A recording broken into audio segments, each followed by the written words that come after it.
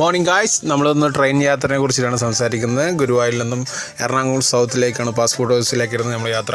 വളരെ മികച്ച രീതിയിൽ തന്നെയായിരുന്നു യാത്ര. 6:40 25 രൂപയുടെ ടിക്കറ്റ് എടുത്ത് യാത്ര ചെയ്തു. ഓൺ ടൈം ഏകദേശം 10 മണിയോട് കൂടിയിട്ട് നമുക്ക് എറണാകുളം ലാൻഡ് ചെയ്യാൻ പറ്റി. ഇതിനിടയിൽ വളരെ മനോഹരമായിട്ടുള്ള ഒരുപാട് കാഴ്ചകൾ കൊച്ചി എയർപോർട്ടും മറ്റ് ഡീറ്റെയിൽ ആയിട്ടുള്ള കാര്യങ്ങളൊക്കെ കാണാൻ കഴിഞ്ഞു. വളരെയധികം സന്തോഷം.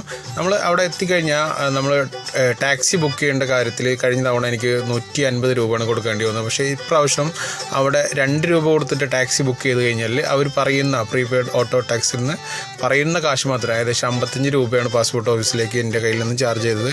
വളരെ മികച്ചൊരു എക്സ്പീരിയൻസ് ആയിരുന്നു. അത് മാക്സിമം ആളുകൾ യൂസ് ചെയ്യുക എന്നുള്ളതാണ്. അവിടെ ടാക്സി സ്റ്റാൻഡിൽ ഇറങ്ങി കഴിഞ്ഞാൽ നമുക്കറിയാൻ പറ്റും.